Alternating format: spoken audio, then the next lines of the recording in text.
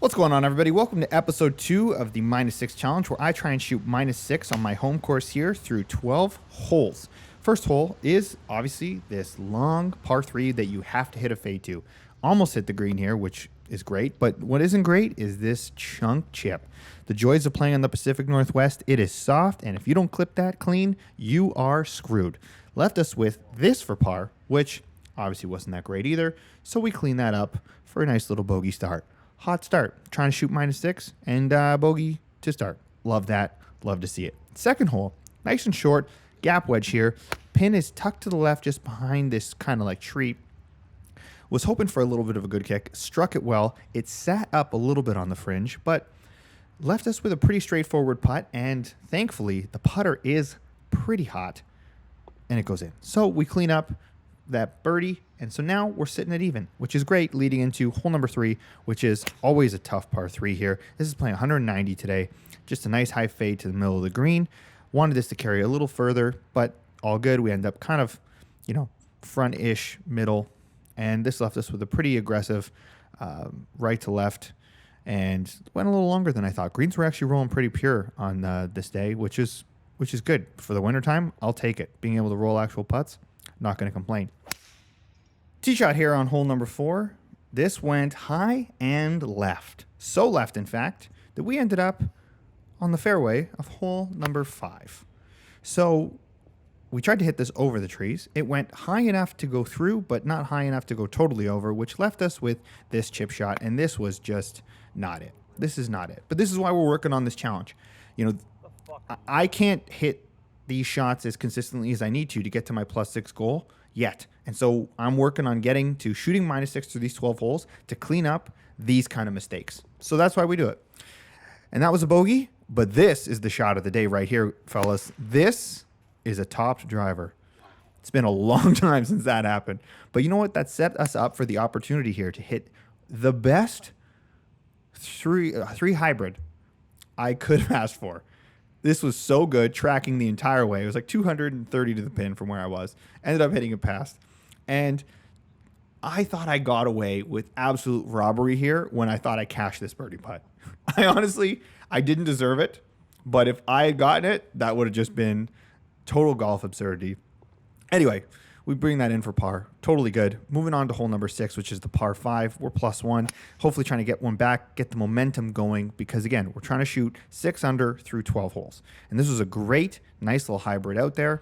Left us with a pretty long shot in to a middle pin. Hit this just a touch fat with the kind of grass and everything in the rough.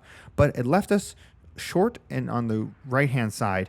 And these are the kind of chip shots that I'm going to have a bunch of on par 5s. So being able to get up and down from here for birdie is great. And I think indicative of a skill that, I just need to have in my toolbox. So to convert on this, to get back to even, is a good sign. Which now moves us into the short 7th hole. This was playing just under 80 yards today. Clipped this wedge really good. Went a little deep, but that's okay because it's a better putt from here. Slightly less movement than from kind of the other angles. And this putt was just great. The line, the speed, everything. I felt really good about it and really happy to convert on that, which gets us to -1.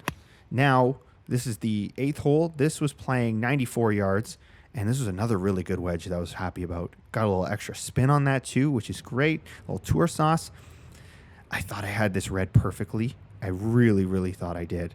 And it just snaked a little. And I just needed to play that just a touch more left, and it would have been perfect.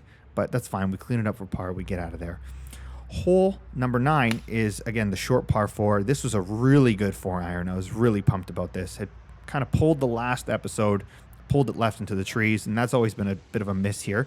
This ground here was super soft, and this chip was just not it. So this is going to be a wasted opportunity here to get another birdie. And just, again, kind of indicative of these are all shots that a +6 handicap would be able to tackle and not give away. And these are things I need to work on. But where I do think I'm over-indexing and trending in that right direction is a shot like this. This is the short for 10th. And I had a nice high 4-iron over the trees to leave us with this putt for eagle. And so that was a great shot, and this putt's going to be pretty good. We're going to lag it up there, and that'll clean us up for a nice little birdie. So, some of the shots were a little behind, but some of the shots were right on schedule and even ahead. And that puts us at 2 under going into the 11th hole. Just hit a nice smooth hybrid out here. Been kind of going back and forth between driver and hybrid here. Depends on the day, depends on the temperature and the wind. But felt like hybrid was a good play today and had a little 60-degree wedge in there. Wedges were actually pretty decent today on full swings. And this, it went a little deeper than it did, but also you can't tell on this green. Sometimes it releases, sometimes it doesn't. It's not very receptive. This putt I thought I really had, and it just snaked at the end. But again, pars are not the enemy. We just need to make a couple more birdies. Wind was in today, so we're going to lay up on this par 4 12th hole to finish. That leaves us with this wedge in, and wanted to hit a cut wedge, and it just basically went straight. Didn't cut it as much as I needed. Obviously, you could tell from my reaction, wasn't super pumped because I was hoping I could try and squeeze one more birdie in before the round was over.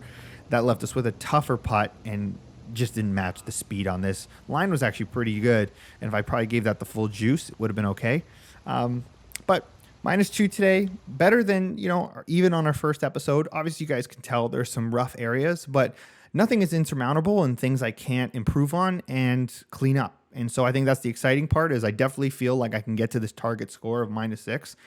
It's just going to take a little more time, a little more patience, and a little more grinding to clean up these problem areas. But I think this is going to be a really good challenge to get my skills to where I need to be. So stay tuned. Plenty more of these coming, and I'll catch you on the next one.